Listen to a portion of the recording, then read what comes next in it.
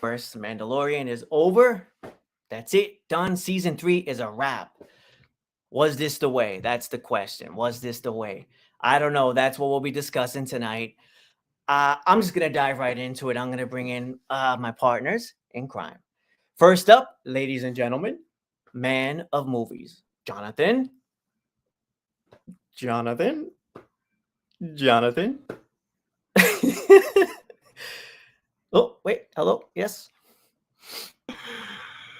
Hey. I mean, we must be on Mandalore because this transmission, man, isn't good. It's all fuzzy. It's all fuzzy. We're on Mandalore right now. Anthony, how are you doing? I'm good. I'm good. I'm happy to be here, and I'm happy to see you here. What's up, bro? I like your little Boba Fett hoodie, right? Am I wrong? I purchased this specifically for Nerdy Star Wars podcast, yes. And this qualifies as a Nerdy Star Wars podcast. So here we are. So nerdy that nobody would understand your background if they didn't see last night's episode. I keep the whole family away because the trick is to never wash it. Oh yeah. Yeah, you want that true Star Wars sweat, that nerdy sweat. Yes. Smells like Rise of Skywalker. Oh, jeez. God, everybody just kind of keep the high ground away from me. Let me go ahead and bring in Berger Rokar. There he is. Oh, my God. It's like I'm just anxious to just get to it because there's a lot to say. First off, welcome. Thank you guys for being here. What's up, Jace? Oh man, I'm doing well, thank you. Hope you're doing even better. I'm thrilled to be talking this Star Wars stuff with you, John. I apologize. I was trying to add you in as you could. It reminded me of like when somebody's unlocking a car door as you're pulling in the car door. It's like, dude, stop pulling on the car door. So I finally just threw my hands up. I was like, clearly I'm messing this up here. So, but I'm glad that we're here. Okay. Oh, that could have went on for another 10 minutes. I don't mind. It's kind of funny. I'll just chop it down to we're on Mandalore. The transmissions are wonky. Makes sense. Yes. So I just want to say, guys, again, thank you for being here, and thank you. We have a few people in the chat. I want to acknowledge them. We have Eric Thorpe is here. We have The View with Drew is here. Anybody else who want to pop in, you have something to say about Mandalorians. We're talking about the final 4 episodes, but we're mainly going to be talking about the season finale. This was the big one. This is going to be all spoilers. So in our previous episode, we covered the first 4 episodes of season 3. We went through all that. That's available to watch. And now in this one, we're going to try to sort of go through each episode. Let's see, we were at chapter 5, 6, 7, and 8. And I think the bulk of this is going to be us mainly talking about this season finale. That's the one that's fresh on our mind. But before we get to that, and we'll probably dip in and out of it a little bit, but before we get to that, let's just get started with chapter 21, which was the pirate. John, I'll send it to you because we were talking about this a little bit before. Yeah, go ahead, do your thing, man. Yeah, man. I enjoyed the pirate. Not too big of a spoiler on my end, but I enjoyed season 3 of The Mandalorian. I know many people say it's one of the more divisive seasons of The Mandalorian, right? I think many people would ask me how dare I, but I really enjoyed this season, though there are things I disliked, and we will get into a big one soon. But the pirate was not one of those. That pirate invasion on Navarro, I thought they were able to do that so well. They were able to bring back that storyline back in Coruscant that we were afraid that they were going to drop completely. And they didn't. They actually mentioned it after this one in the pirate one more time in The Spies. So that was real cool.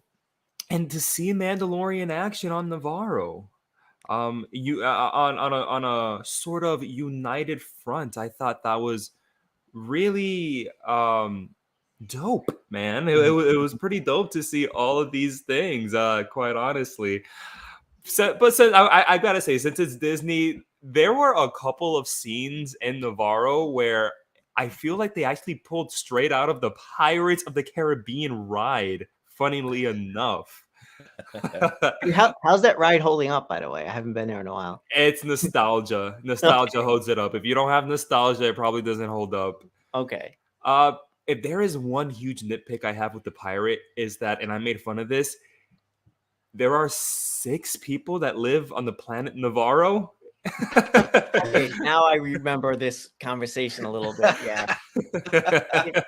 It felt a little Star Trek: The Next Generation TV, smaller cast to me. Not that I hate that. I'm a fan of it, but yeah, I don't know. I think I mentioned too, like why couldn't they have maybe established that like one group went this way, one group went that way, like something along those lines. I just give me something, so that I can. But like you said, it's just 12 people are in this town. Or just CGI more people in there. What was that? Sorry, Jace. Just CGI more people in there.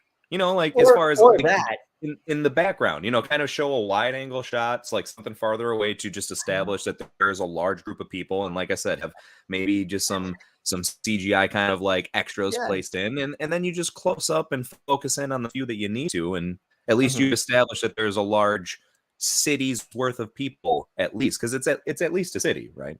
So. At least it's supposed to be. I mean, Jesus, didn't James Cameron figure this out with Titanic? We had a bunch of people on the ship. Yeah. Come on, let's reuse those assets or something. I agree. No, but the episode was definitely fun overall. One of the better ones of the season. That's without a doubt. So one of the stronger episodes, I'd say. Even though it's relatively just action heavy, I'd say more than anything, in a way that was kind of just nice to have after this point in the season. And I'll say it was very much fun to actually see, John, how you mentioned like the Mandalorians working together and everything. I think it was actually really cool to see them act in a fashion that we've never gotten a chance to see prior to that point, being so coordinated with their attack and stuff. It really showed that how they kind of say this all the time. Mandalorians are stronger in numbers, and they're already badass by themselves, let alone when they're all together like that. And I think they executed that really, really well. They showcased it really well. I think the episode immediately jumps up at least a notch. Like, I don't really score or like to score episodes or even shows or movies overall, because I feel like sometimes it fluctuates. But if there were to hypothetically be a score, and I'm not about to say one, all I'm saying is I would bump it up a point immediately. Because, bro, it's the first live action appearance of Zeb. Yes. It's the first time we get Zeb from Rebels, and holy sheesh, did he look good, man?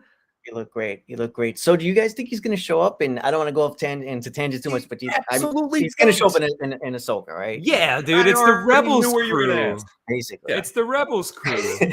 Oh, we're on the same level tonight. No, there is one point I wanted to mention about the conclusion of this episode. I believe wrapped up with the Beskar armor being found on Moff Gideon's ship, and it was a little bit of a teaser for him for his return. But it felt like they planted a seed of a traitor potentially, and that was something that kind of lingered. I noticed like online with people like speculating who could the traitor be. And I don't want to jump ahead, but there wasn't there wasn't anything. Do you guys when there was a hint of like, oh, there's Beskar armor and who could have helped? It felt like it was like they were setting that up. Did you guys get that vibe at all, or not? Just curious. Yeah, I definitely thought if not a traitor, it was just gonna be like Jace. I don't know if this was your theory in particular, but that whole Sabine Wren of it all, that it could be her. Or Anthony, like you said, a traitor. But it just ends up being just some super commando stormtroopers, I guess. Yeah, I mean, to be fair, we got our answer. You know, but I don't know. It's Jace, what are your thoughts? Does it feel like that was just something like just a tease that went nowhere, or like were you happy with the answer that we got? I'm not completely displeased. Excuse me. It's not one of those things where I feel like entirely disappointed, but there is, I guess, a part of me that felt like, maybe it's just us looking into it too much, but it does almost feel like it should have gone somewhere to be something a little bit more. But I also, once again, that is inner battle. I can't stress it. Since I realized what happened, right, since we got the reveal, I've constantly been going back and forth of, was it just us trying to find more than there really is? Or is it actually disappointing that something didn't amount to be more out of that? I don't know. Kind of conflicted on it, because at the end, I'm just happy that the story progressed in a way that it didn't in other episodes. I think if anything, I was just at least slightly satisfied by that part, because that's the one thing that I think the whole season was kind of lacking, was just the story progression was just so out of whack. Like in some episodes, we jump forward really well with what you would expect the story to be, and then sometimes we just get these weird side spin-off things that more or less have nothing to do with much of anything, or really don't go really anywhere. So it kind of gets you hyped up for nothing. Dr. Pershing, but Lobot. What happened to Lobot?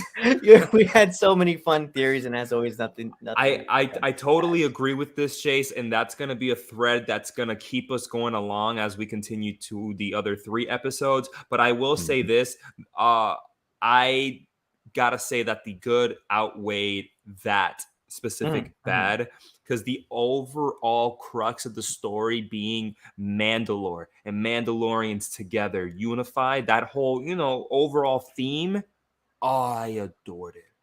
I loved it. That made the season for me.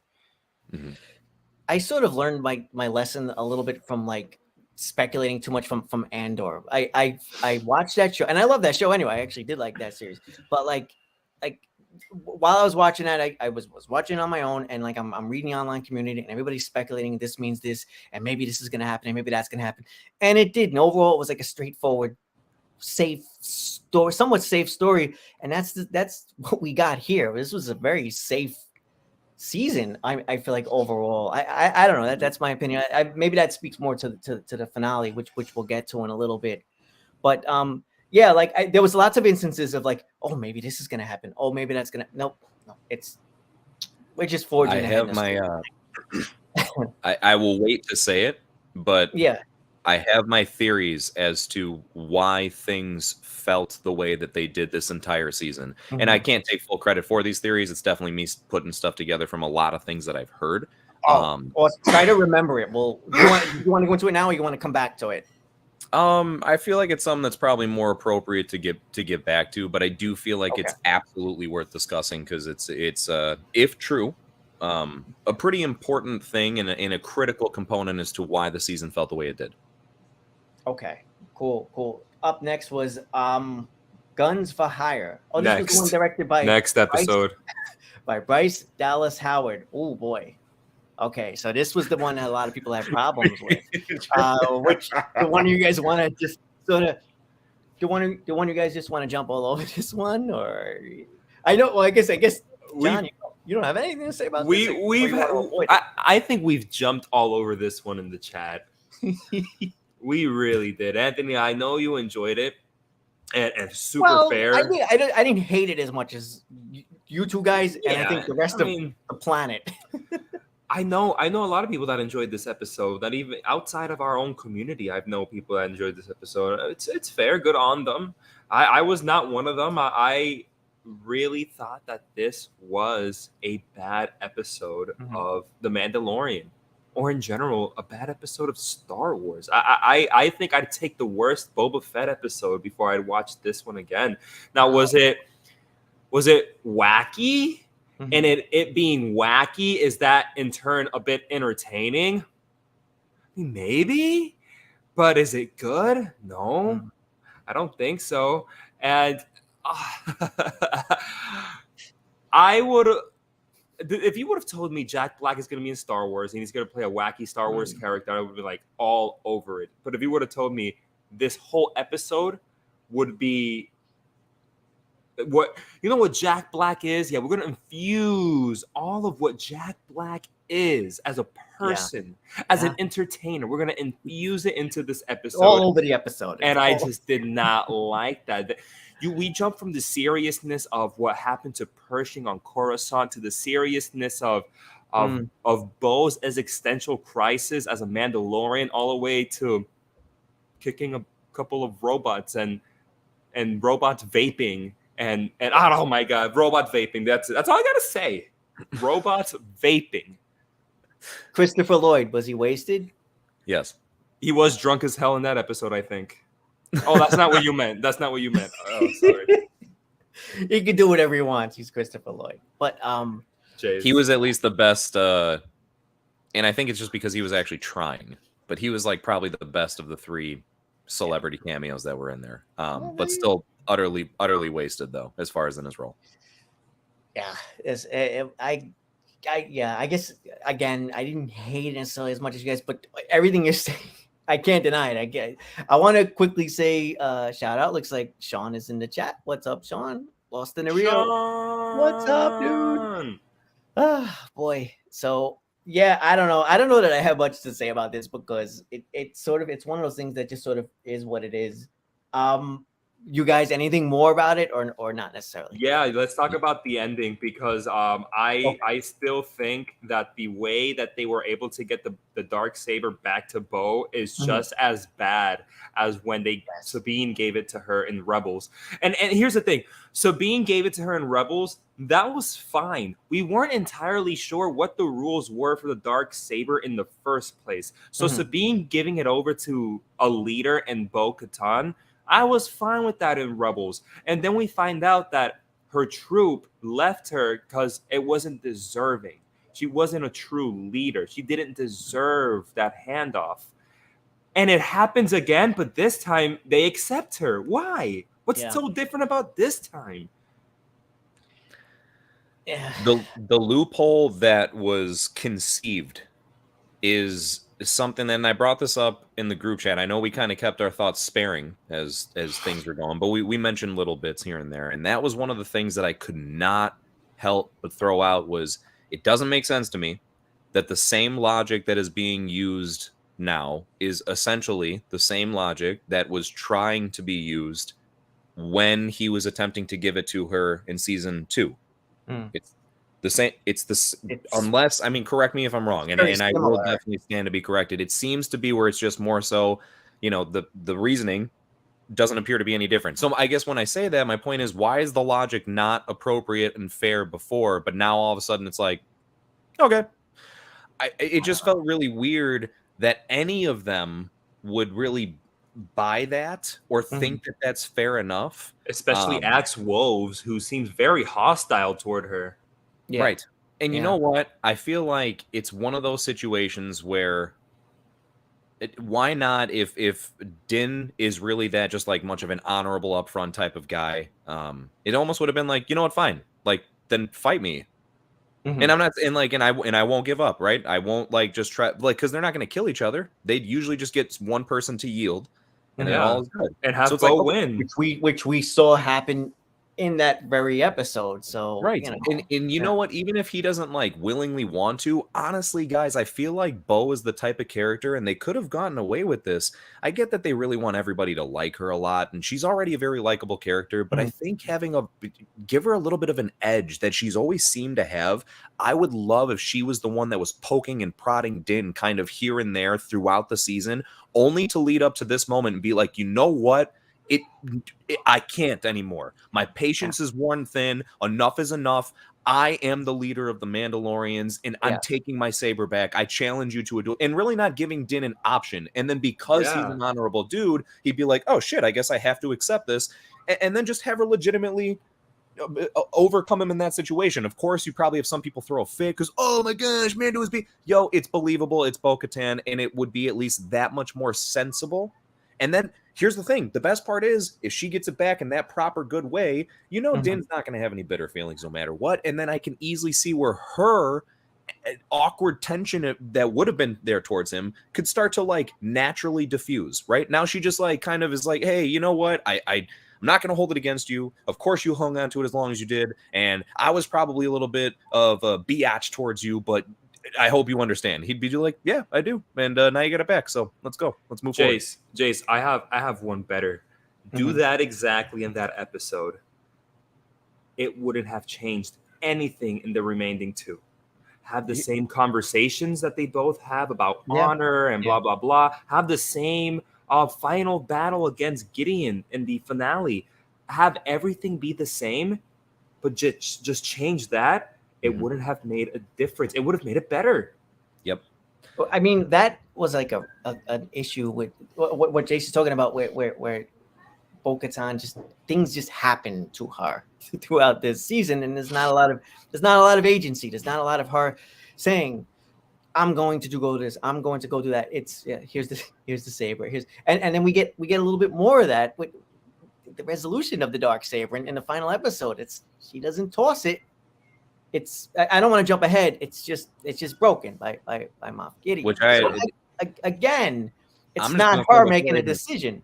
Before I even forget, because I know we're going to get back to that part. Yeah. Why would they not at least take the kyber crystal from it? Like, why would you not grab the kyber crystal from the broken saber and then just reforge the dark saber? Why is it just it's gone now? Anyway, hold on. I'll say this, Chase. That could can I make you feel a little better? Just a little bit. Sure. Just a little bit better. Just a little bit better. Maybe it's not gone. Yeah. Maybe they will reforge it. And here's my little personal theory on it. What if they just get scraps of what's left of it and make Grogu the dark saber? Mm-hmm. Oh, I thought you were going to say what my thought is, because that would work. I thought you were going to bring up, I feel like maybe it's just shattered somehow. I don't know, right? And they're just going to make like an army of dark sabers. and all the top Mandalorian leaders have a dark saber. I think I like my Grogu one better. No. Oh, I would actually rather prefer the Grogu one. Yeah, I think it'd be silly if there was just an abundance of dark sabers. Yeah, and he'll take the black kyber crystal too. That'll be his kyber crystal. I mean, it'd be fitting if he's to be the next true Mandalorian Jedi. Yeah, in approximately 650 years from now, maybe. Well, I mean, in a few years, he's aged from 2 to 6, right? Maybe. No math on this live stream. Okay, no math on this live stream, but I'm just saying, right? Because in the first season of Mandalorian, he was like a baby, like 2-year-old baby, and in this one, he's like maybe a 6-year-old kid almost. All right, we're gonna start crunching some numbers here, boys. We need that meme of the woman in the math in the background. And actually, it is kind of weird to think. So, I mean, the only math I will bother doing is the actual stuff that I possibly can. So, look, he's 50. What they say, he's about 50 years old, right? When they find him in season 1. Mm-hmm. If the timeline has been anyone similar to what we currently live in, that means maybe it's been about 3. Yeah, I think it's real time. Years. I think it's right. Real time. Yeah. So if it is real time, it's been about 3-ish years within the Mandalorian universe. So he's about 53-ish. Yeah. But, I mean, for creatures that live that long, that's not anything. That's like the difference between like a baby that's 1 day old and 2 days old or something like that. I feel like it's not much of a difference. That's where they're gonna run into an issue. Because eventually they're gonna like run into a situation where like, hey, Din Djarin, you old ass 89-year-old bounty hunter. Grogu's like still a toddler. He's still. I thought Grogu was saying that to him. Is that because these through Yoda we know that this species can live so long? Yeah, no matter what, he's going to still be a baby or a toddler, and poor Din will be gone. Well, don't worry. In season 7, when Din dies, they will explain that it's okay, everybody, because the show is never about him. The Mandalorian is Grogu. Ah, okay. I'm sure of it. I'm not. You laugh at it, but I feel like that's what they're going for. Maybe. Well, they have these characters like Chewbacca and R2D, like the droids that can kind of live on. You know what I mean? But then again, I mean, we have a young Mark Hamill last season, so I guess no matter what, like people are living on. Mm-hmm. So, any final thoughts on this one, or you guys want to pop on to the next one? No, yeah. Basically, the only last thing I'll say is I'm actually surprised. I don't think if you would have told me that Jack Black was going to be in Star Wars prior to this, I didn't think I wasn't going to like it because I like Jack Black a lot, and I do actually think that given the right circumstances, he could actually fit really well. I honestly think he'd be a really good alien of some kind. Yeah. You know, like I don't know to what extent and how much you'd want to cover him up because you want to know it's Jack Black, but he's also got a very iconic, distinguishable voice, so I feel like that could have worked. But anyway, I really didn't care for him at all in this episode, to be honest.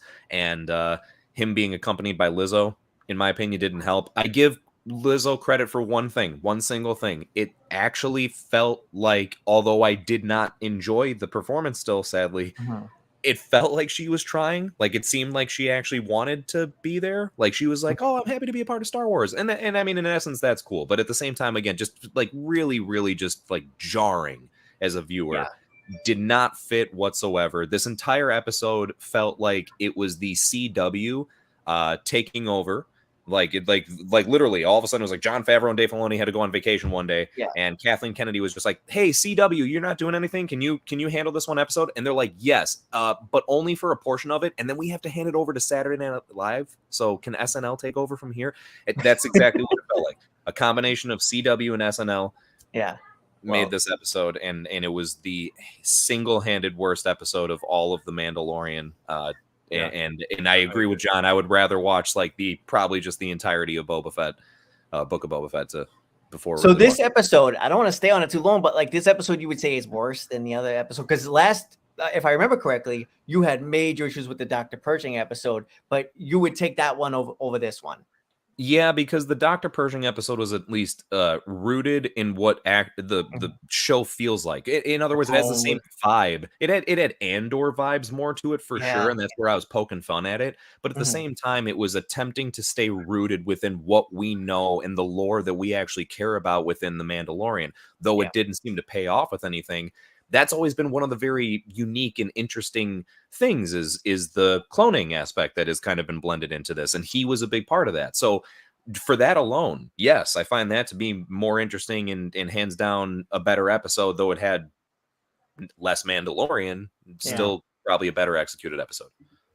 I don't know. Maybe I gave it a little bit of a pass because it reminded me of like a cool old Clone Wars episode. That doesn't make it a good Mandalorian episode, but like, I don't know, imagine it animated. Would it be like, oh yeah, that was the fun episode where there's like crazy droids or something like that. And there's like a little bit of an investigation and I don't know, or maybe that's what it is. That it reminded me of one, like it was in the spirit of one of those fun Clone Wars episodes. And maybe that's why I gave it a little bit of a pass, but I guess that's all we'll say on that because moving on to like, I think a better episode was the best episode. I'll say Spies. Yeah. Chapter 23 or episode 7 was The Spies. Ooh, can I start off with a question on this one real quick? What was that? Well, if you were going to describe it, go for it. But otherwise, please go for it. Dude. I was just going to start off with a question. Yes. Who are the spies? Okay, I'll answer this. Because I thought the same thing. Who the heck are the spies? Right. Yeah. It's actually a sort of, man, and I got this from just a lot of people that were talking about the episode, asking the same questions and coming up with pretty good answers, though not confirmed by Disney or Jon Favreau, but pretty good answers, I think. There was one answer in particular that at first I was listening to and I was like, is this stretching it? And I said, no, I think that's what they probably mean then. And they said it's a sort of biblical allusion. There's a story in the Bible where like a group of people are trying to retake their land that was taken from them, and they have to act as spies and slowly infiltrate their way back into their homeland. And in that same biblical allusion, that's kind of what's happening here with the spies. So I think the spies are the Mandalorians. They're the spies. It's stretching it, Jace. I'm not gonna lie. I don't. It's not perfect. It's not perfect. I'm with you. I like bro. it. No, it's but I like it. Yeah. That's right. I like it, but it's not perfect. But I like it. It's something. I'll take. I mean, yeah, it's one of those. I don't know for sure how much to kind of say that I would buy into it 100%. But it doesn't sound like it's completely like that's a load of crap. You know what I mean? That sounds like it could be a possibility. Were you disappointed though? Like, let's say that's even actually it.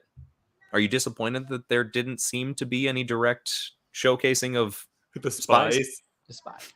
Not singular. If the episode was as bad as the last one, I would have been. But this was the very best episode this season, guys. I'm curious to hear how you guys feel about it. But for me, I'm with the majority here, at least, who seems to agree that The Spies was the very best episode of season 3 of The Mandalorian. From beginning to end, that like just got me, and it has this Empire Strikes Back feel and tone to it, and even the ending, it's like, oh, what's gonna happen? Mm-hmm.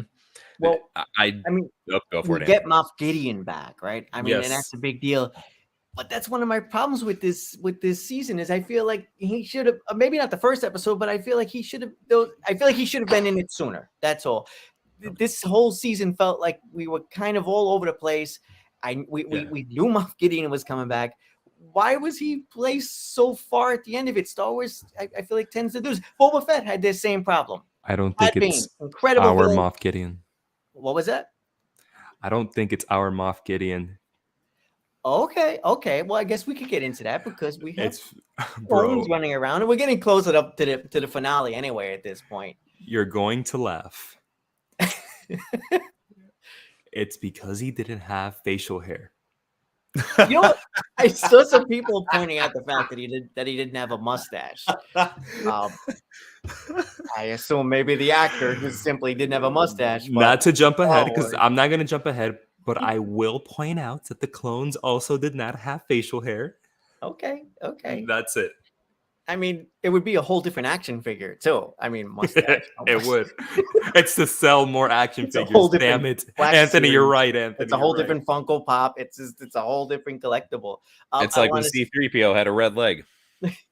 Yes. Yeah. For no reason other than more toys.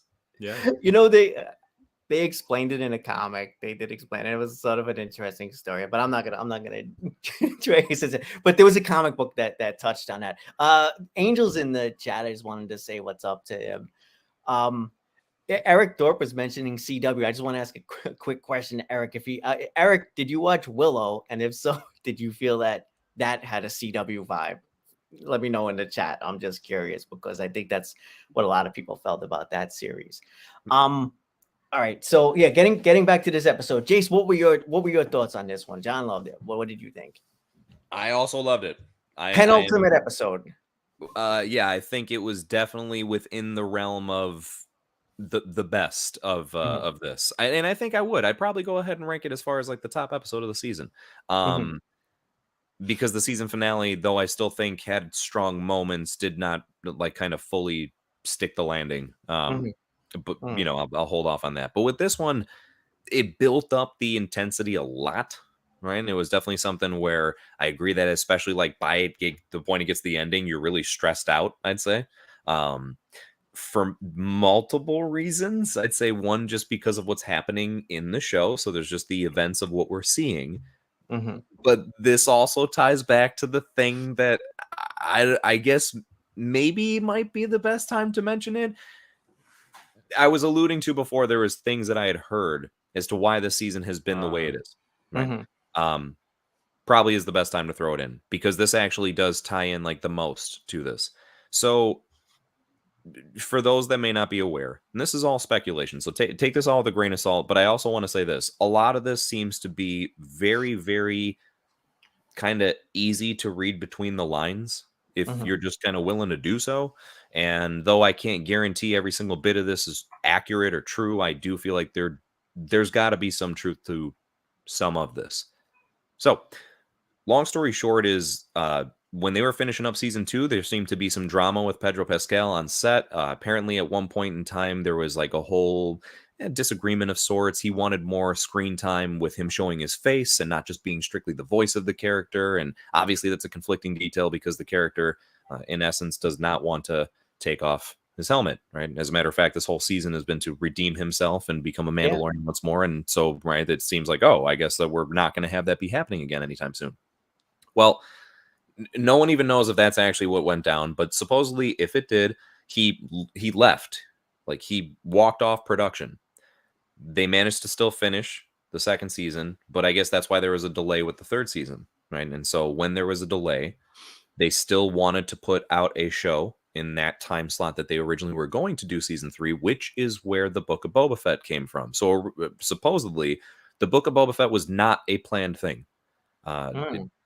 Apparently, Kathleen Kennedy more or less like forced Jon Favreau to like, you got to do this because now we don't have season 3 to place right here. So he cobbled together a Boba Fett story. And that's what that show feels like, is a cobbled together story. So much so that halfway through the show, what do we get? 2 episodes of The Mandalorian. Now, I guarantee you that during this whole entire dramatic event, they had still at least started production. They still knew what they were doing with season 3 to a degree as far as the story goes, and I'm sure pre-production was still kind of far ahead. It's not like they need Pedro for everything, you know. As a matter of fact, it's kind of sad to say they need him for very little. So essentially, I feel like there's more truth to what's going on here. Kathleen was the one that, from what I had heard, forced John to implement like very heavy Mandalorian ties in the Book of Boba Fett, which is the reason why we got Grogu and Din reunited in that show as opposed to in the Mandalorian again. They really wanted to kind of guarantee that there'd be viewership because, again, this is a show that was not even planned in the first place, that they're just trying to put out to hold people over. Well, okay, so we end up watching that, and then we get to season 3.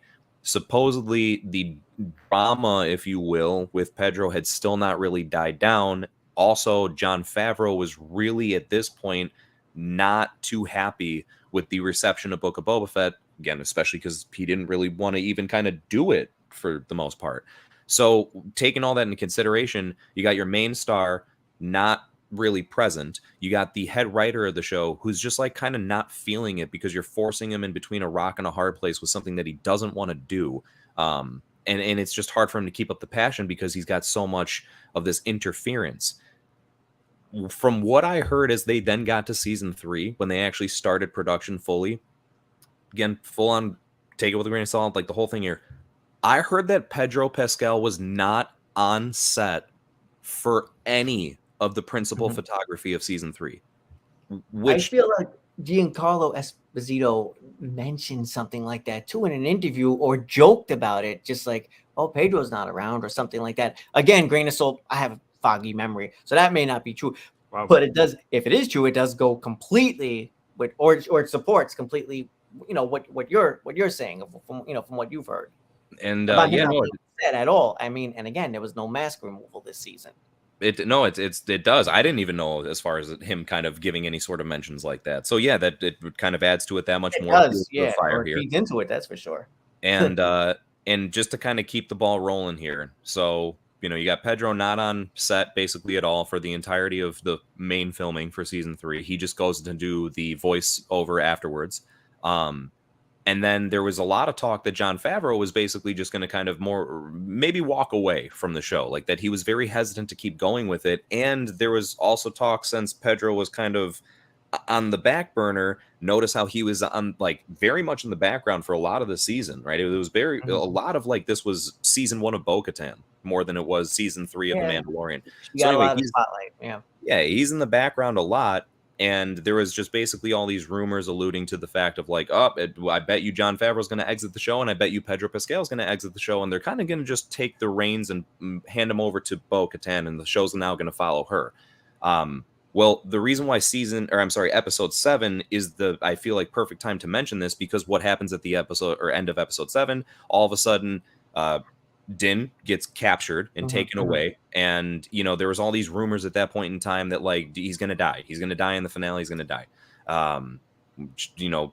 Thank goodness that didn't happen. Just jumping ahead real quick, but that was at least being spoken about. And then who did die was the character who Jon Favreau voices, which is Paz Vizsla. So right when that happened, that was kind of the big moment of spark of worry of, oh shit, dude. Like, come on, the guy who John voices just died. Din's captured, needs to be rescued by Bo, supposedly until we see the season finale, of course. But at that time, it seems like, oh, great, he's got to be rescued by Bo a third time in the season. So everything was kind of those signs pointing towards, it seems like that might be true. It seems like we might just be seeing a huge shift. Plus, there was like a post from one of the stuntmen who plays Mando on set, and he was like, it was a teaser for the season finale on his social media, and he was like, you guys, after seeing this, are going to wish that you didn't ask for more. It might be too emotional. So, like, then there, again, everyone's like, oh my God, dude, like, Din's definitely going to die. What's going to happen? So that was just a huge, kind of oddity to deal with for a little bit. And again, we find out that's not the case, but even take that away. Everything I just mentioned leading up to that, though, I feel like is a perfectly painted explanation to say why we've gotten what we've gotten. This season doesn't have the same magic that the last 2 seasons have had, and I feel like it's because the last 2 seasons clearly had nowhere near as much interference. It was the Dave Filoni and Jon Favreau show, and now it's like Kathleen Kennedy's like, hey guys, I'm here to do my thing now, and I just don't think that they unfortunately have the power to be able to say no. And we end up getting what we get. Because if you're going to tell me that she had no interference with any of this, I can't believe that for a moment. Yes. What's going on? Did you see that? What's up? What's up, Mike? Good to see that. Good to see you, Jace. But anyway, sorry for the long rant. No, not at all. That was totality fascinating. It sounds. It certainly, if true, it explains a hell of a lot. And beyond just this season, it explains Boba Fett and John. What are your thoughts on what Jace mentioned? No, I knew all this leading up, and I was hearing some rumors about Din possibly getting killed off. And Jace, kind of putting it in your mind's eye, I could see the worry when Paz gets killed off in those final moments of episode 7. I definitely can see your worry with Din's future. Happy that didn't happen, though. Mm-hmm. And there's not much else I have to really add on to that other than happy that didn't happen.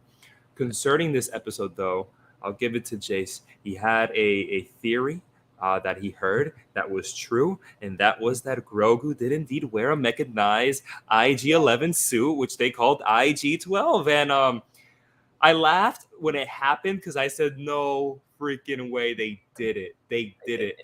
And they pulled it off. I liked it. They pulled it off, I thought. I thought they pulled it off very well. I thought they were not only just moments of Grogu using him to be badass and punch and things like that, but used him to get in the middle of some very important discussions and altercations. Yes. Even the one especially between Paz and Axe Woes when they're fighting, and Grogu comes and he says, no. Or no. I should say. Yeah. You know, I thought that was such a great scene and showing we need to be united. This whole theme of Mandalorians are stronger together. That's the one thing that was pretty consistent this season. I think that they stuck to that, and that was something that kept popping up. So that was pretty cool. Hey, Sire Speed Reviews is here. What's up, dude? Huge Star Wars guy. Thank you, man. Yeah. I appreciate you being here. Guys, check out Sire Speed's channel too. It's an awesome spot. Highly recommended. Yeah, I mean, and this episode left off on that cliffhanger. But I saw some people had an issue. Unless you guys had something more to say about this, because this episode leads right into the finale. I guess the only thing else I would throw in is actually just to kind of agree with something, Anthony, you mentioned a little bit ago, which is about Moff Gideon really should have been more present within. Oh, you agree? Not throughout the entire season. I actually like the fact that he's coming back, but still there's the mystery kind of alluding to what's going on, though. And so I do feel it would have been more appropriate that about the halfway point of the season. I think the first 4 episodes, sure, keep it a mystery. But once it hit episode 5, he should have at least had some appearance to some degree. Yeah. And there should have been the back and forth story as far as focusing on what he's doing and then the heroes leading up to as far as discovering him or whatever the case is. Or, some small hints towards them. That's the one thing that was kind of frustrating. They had so many good moments they could have done that this season. Yeah. And they just decided to dedicate it to these video game side quests that really just kind of don't make much sense overall. Yeah.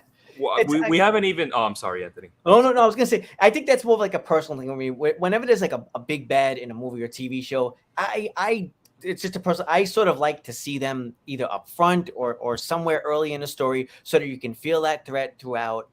Even if they're not on screen all the time, or even if they're not in an episode. And I don't know. So that was a bit of an issue for me. John, getting back to you, what were you going to say, though? Oh, I was just going to touch on real quickly on that opening sequence with Gideon and that Shadow Collective of Oh, my God. I'm glad you brought that up. Shadow Council, yes. We have a bunch of Imperial warlords. Yeah, Shadow Collective, that's Maul, right? Maul and the Mandalorians, I think. I believe so. So the Shadow Council, dude, the first inklings of the First Order here, especially with General Hux's father. Yeah. That was crazy. Played by Donald Gleason's brother. Which I thought was such a good choice. That was so cool. When I found that out, I was like, oh, man, that's really... Because I'll tell you what, when he first popped up and he was talking, I gave him credit right away. I was like, yo, he seems believable to be Hux's, what I would picture Hux's dad to be. And then as soon as I found out it was brother, I'm like, oh, well, of course. No wonder he seems to be a spitting image of him. Yeah. what I loved about that was you're watching all of these people talking to each other, and you just get these vibes that, man, every single person here just wants power, and they are ready to backstab each other at like the first chance that they can get. And, on the surface, we- no, we're all working together. Oh, you want troopers, you want ships. Everybody's just clawing at power. It's like a bit of a Game of Thrones vibe, and I love that in Star Wars. I think that's something that kind of dynamic really works very well in Star Wars. And yet none of that backstabbing amounts to much in their fear of Thrawn's return that they mention. And what's his name? Gideon is like, oh, where is he then? Where is he? And I'm just ready for Thrawn to put him in his place whenever they do meet. That was the rumors I saw. Because Thrawn is Palpatine to Gideon's Vader. Yeah. I would consider actually, okay, that's a pretty good comparison. Or I would say like almost the way that, Vader's relationship with Grand Moff Tarkin. Oh, I see what you mean. I almost mean there. Kind of in a similar sense to that. Though I do picture like just Thrawn to be the new Tarkin in a way. But I mean now with him being, I guess, the top spot, not necessarily, but the heir to the Empire. Exactly. I got that. They got that in there. Very nice. Another cool appearance, by the way. So not just Hux's dad, and definitely shouts out to like the first creations or conjuring of the First Order, but Pelion. Do you guys know who that is? From the books, right? Yeah, dude. That's Thrawn's right hand man. Yeah. I mean, to be fair, that's like Thrawn's Tarkin, I guess, if you will.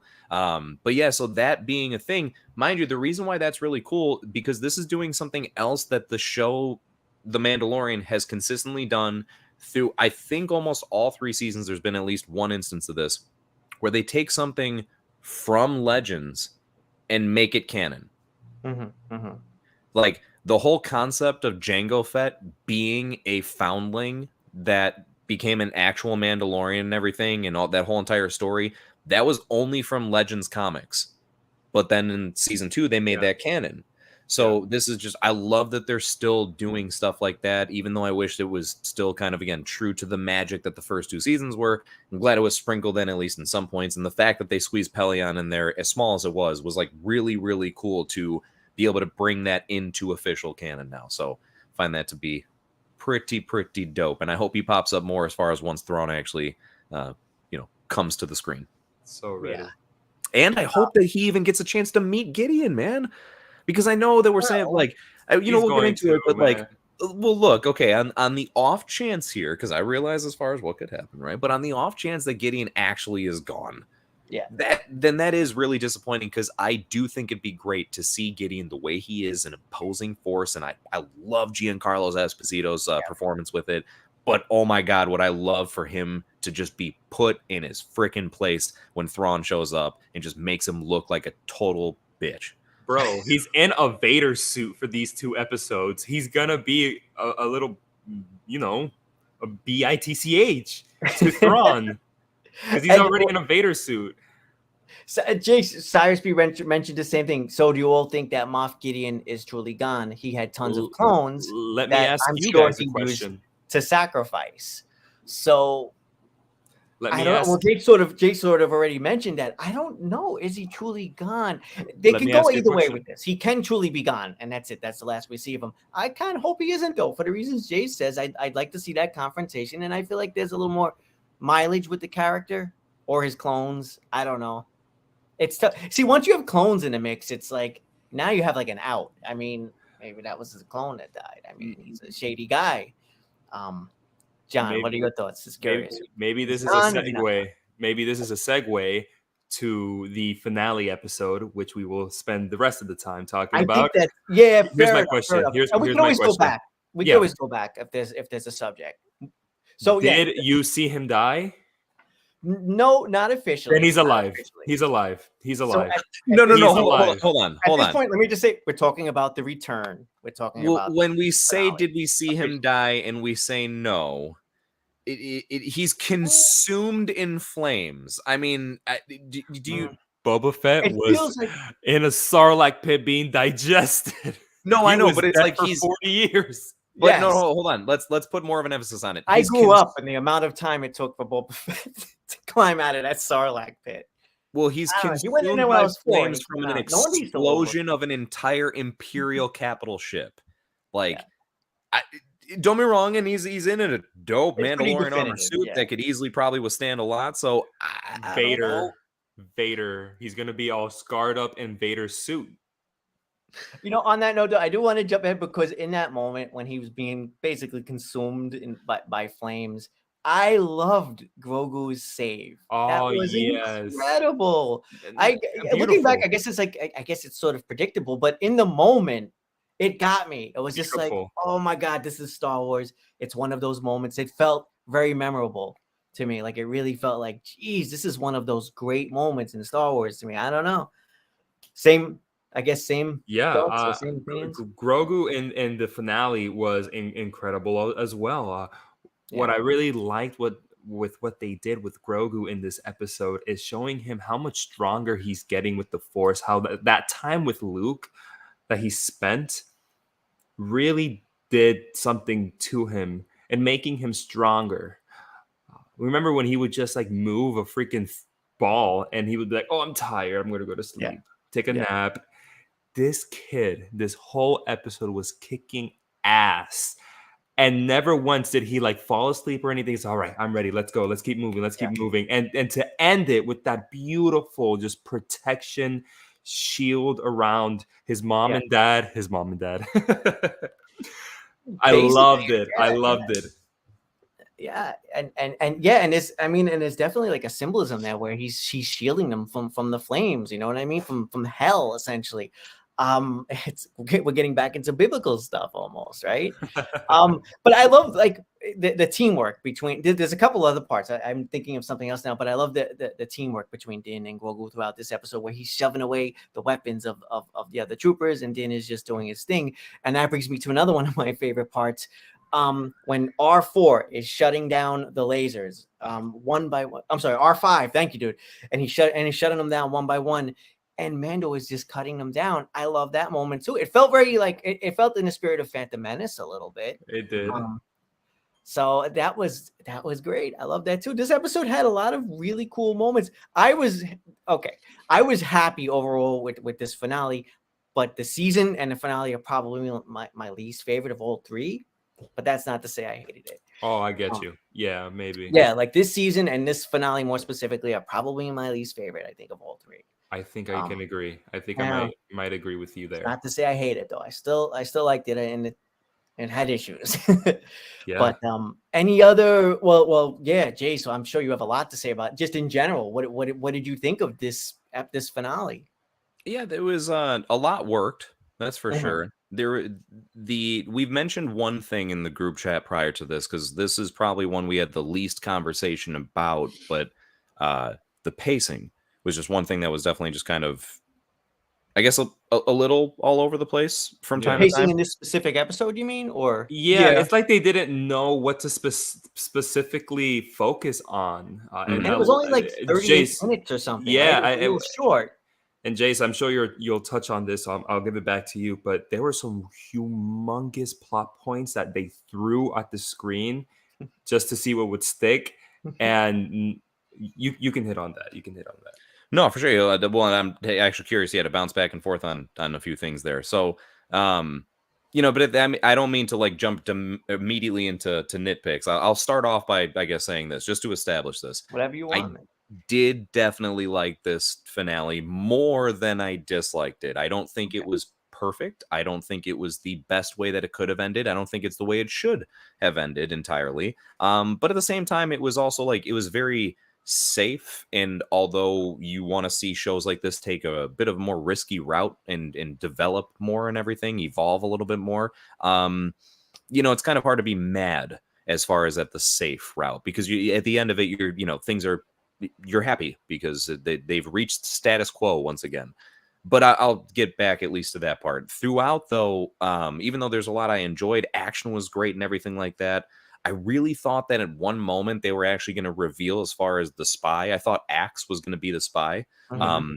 The moment I kept thinking that too. So Axe or someone. Yeah. Well, but the reason why it wasn't even really actually up until this point, he kind of seems almost like too suspect in a way. Like it's like, of course, it'd be an easy choice to go with that. But the one thing in this episode that made me start to think that was a possibility was when Bo-Katan is like calling for all the reinforcements and everything. He flies up to the capital ship and then tells everyone like, yo, you gotta go help out and all that type of stuff. But then he is now alone in the capital ship. So like before he crashes it down, back into the surface. When it was that, I thought that was it. I thought as soon as everybody dipped out, you were going to see him like have this like little smirk or something. You know what I mean? And like, and all of a sudden take the capital ship and start firing on the Mandalorian ships. I had the same feeling, and it didn't happen. It was almost surprising that it didn't happen. Yeah, I honestly thought that at that moment, Jace, a hologram of Gideon was going to pop up, and he's like, "I got him out. It's all up to you." So something like that. Yeah, that's fair too. That's fair too. And yeah, I think that would have been really cool. Can I also? There's one thing I have to jump backwards to because I forgot to mention it. If there's supposedly no way that contact can be made with the planet of Mandalore because of the whole stuff in the storm in the atmosphere, then how is Gideon having contact with the Shadow Council? Okay, so this is he's in an underground lair too. Yeah, I can't take full credit for this. I really can't take full credit for this. I heard it somewhere else. While not confirmed, it could very well be that the transmission issues on Mandalore isn't just because Mandalore is all destructed and the storm is above, but that because Moff Gideon has his base there and presumably he's been there the whole freaking time, he's the one jamming the signals. So he can be the one unjamming his signals. I would like them to say that if that's what's happening. Yeah. Because it's a cool explanation. Just say it. Yes. And no, Anthony, I think that would have been perfect if they would have just at least, and they could have, because that would have actually fit right into Gideon's, the way he manipulates things and is like out thinking other people. So that would have really been perfect if that was the explanation. He doesn't even want the console to know he has clones, right? Yeah, and the way they handled that was very nice, where they literally show him walking past the clones and then comment on somebody else. Well, you're the one obsessed with the clones, but don't look back there, though. I love that. Also, I know this is kind of blending as far as 7 and 8, but the Mandalorians that they find that are kind of native to the planet, like they've been living there since the whole entire, everything's been going down. Purge. Yeah, the entire purge. Number one, like that's cool. I'm down for that. I did think it was a bit interesting. That's like, how the hell did you manage to get the resources to like build that ship? And then like, that's a huge ship. And like, how do you kind of like hide with that thing or whatever, that's less my problem. We talk about the ship that it got obliterated anyway by that. Yeah, exactly. But my bigger problem is those 3 Mandalorians that were living on that planet since the purge. Look, I get you can't monitor the entire planet, but I also find it to be, I don't know, a little more or less unbelievable that they would not have been able to notice that Gideon was building an entire Imperial base on their planet. It's just like, really at no point in time, like you never saw a TIE fighter go by and be like, the fuck was that? Right. Especially because one of their hideouts was at the very entrance of the base, right? Like the remnants of the Great Forge. So, I'm going to take you episode 7, right? They're going, I'm going to take you back to our hiding spot. Let's go. And it just happens to be the entrance of this base that's been there since the Imperial days. There is a lot of convenient stuff. They're the spies. Yeah, so that had people speculating that was that actually would have made a lot of sense. Or at least someone among them, Right. Yeah, one of them to be the spy. That totally would have been more than acceptable. Would have been fine with that. Fast forward also to like, you guys remember the part in the finale where they claim that they need to like hide out for a second, like they need to kind of like regroup or whatever, and so they get into this cave and they notice like all this natural grass and plants or stuff, or like they were like able to plant stuff there. So yeah, right, where Anthony happens to be chilling. So I think that whole little snippet I don't know about you guys, but I felt like it was the most out of place, ridiculous. You're doing this for no other reason than to try and prove that they are going to go back to Mandalore and like start over again or something, but it was not necessary. It was, hey, we need to come here, like hold on, we need to really gather ourselves. Oh cool, there's grass, all right, let's dip. Like it was that quick. It was such an abrupt, jarring, like, hold up, reinforcements here, all right guys, we gotta go. It's like you kind of just made a point as you entered in here that you need to hang out and chill here. And then it's just like literally with the turnaround time is just laughable. And that was one of the things that falls into like pacing kind of just being all over the place. It's like, oh, nope, I guess it's just hit the fast forward button and someone forgot to keep hitting the fast forward button. Okay, let's go, guys. If they had a whole well-constructed sequence in the garden, thumbs up. But it really was about 90 seconds. Yeah. It would have been. Here's what they could have done. Easy fix. Ready? Have them go in there, start the conversation, like let them tell the story of what happened, cut away, show something else, show what Din is doing, show what Axe is doing, or something, right? Show something else, then cut back to them. Hey, Bo, your reinforcements are here. All right, we got a dip. At this point, to the audience, it at least feels like more time has gone by because there's the cut in between stuff happening, as opposed to just like, you know what I mean? Like a literal walk in, walk out, revolving door type of situation. I see what you mean. Obi-Wan had issues like this where you'd watch the episode, you'd notice these little things, and like while watching, you'd be like, why? Or maybe after the fact, you're like, why couldn't they just say this or say that? Just to smooth that over, right? And this. Why is it happening in Star Wars so much? Like, is nobody giving these? I'm gonna sound like I'm really shitting all over Star Wars now, but is nobody just giving these scripts a second pass to just like, oh, hold up, right here. It's not a plot hole, but can we just have this guy say this? It'll resolve that problem. Nah, fuck it. I'll say it. Somehow, Palpatine has returned. There's a lot of even that's. More, I don't know. Even it's terrible, but well, now it's like a meme, so maybe it's not. It is a meme, right? Yeah, it's such a meme. Now it's okay and acceptable, sure. Next thing I had to bring up that I wanted to hear your guys' opinion on. We talked about the fact that Grogu was definitely he was killing it this episode, right? He was holding his own, and I do like that, and I agree. I think it was something that it was nice to see that his training had paid off. All one episode of his training with Luke, 2 years. It was 2 years. The training in Star Wars is always a thing. I mean, Luke got 5 minutes with Obi-Wan on a Millennium Falcon. He got a little time with Yoda. That is true. Luke did have a couple hours with Yoda. Yeah, a couple hours with Yoda. See you later, Sire Speed. Sire Speed. I just want to go ahead and say bye as far as to see what seems out. Thank you, Sire Speed. But to jump back to this, like I gotta say, okay, so he was holding his own. It was really cool. And even when the IG suit gets taken away, still not completely like a waste of space. Really cool to see that that's the case because, he still is his adorable self, but you don't feel like he's a liability at every single point in time. And it makes sense that at least after this much time in the show, 3 seasons in, that, he'd at least be able to kind of do what he's doing. So that's cool to see. One thing that I thought was hilarious, like this scene, I just thought was comical. Like, I imagine someone editing this scene with the music, is when Grogu is running away from the Praetorian guards on the railing, and they're just. All right, one of us has to do that fan edit after. But wait, it's right? A copyright strike, but it'll be worth it.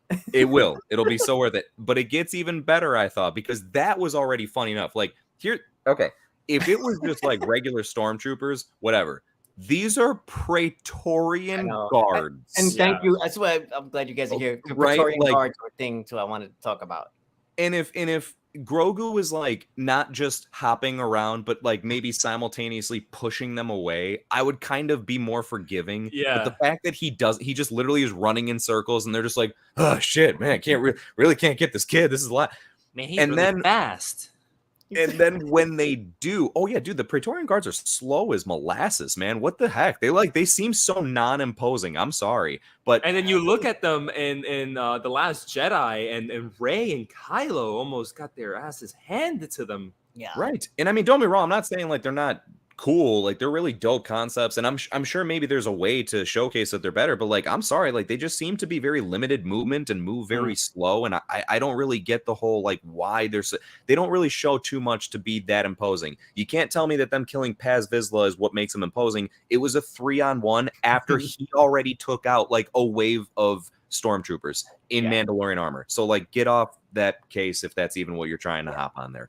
But The point at least I was getting to here was eventually once they do manage to cut the railing, notice that, John, you're bringing up a good point. You're like, oh, Grogu, man, he's being a beast. He's using the Force and not even being tired. And yet this, like, probably 1.5 pound railing that, like, is on top of him. He's like, oh, it's too much. I can't move. But he probably is 1.5 pounds. So it's his body weight.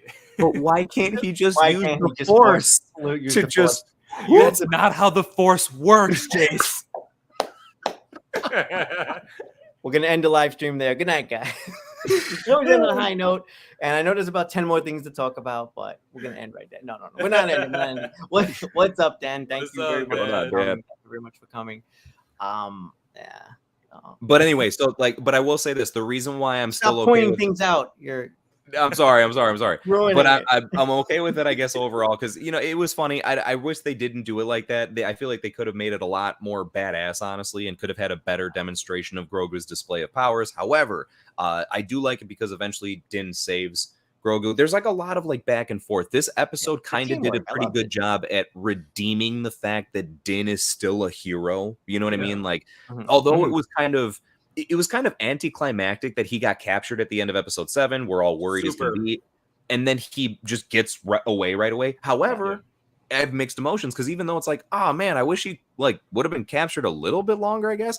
A part of me was like, dude, yes, of course you can get out of that yourself. You're the fucking Mandalorian, man. You're Din Djarin. So there was that part of it where I was like, all right, you know what? There hasn't been too much of that this season. He's been taking too much of the back seat. So even though, again, pacing off, I'm okay with the fact that, he held his own. And then again, throughout a lot of the episode, there was a bunch of him really holding his own pretty damn well. Yeah, he kicked ass in this episode overall. Yeah. We did get a little bit of a Grogu teleport and with the save there. I don't know where he came from. I was just like, okay, he's there. I'll take it. It's cool. But Grogu ex machina.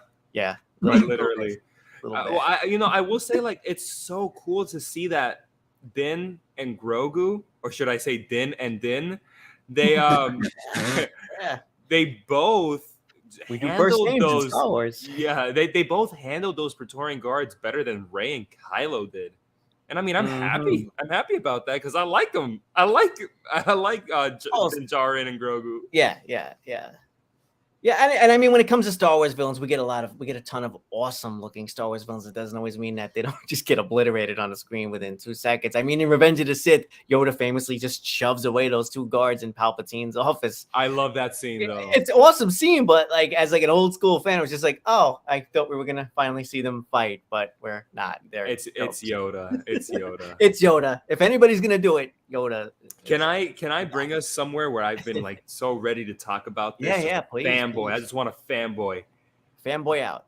The army of jet-packed Mandalorians heading toward the stormtroopers with Bo-Katan and an ignited darksaber leads them. Oh my goodness. It's a screensaver. It's another.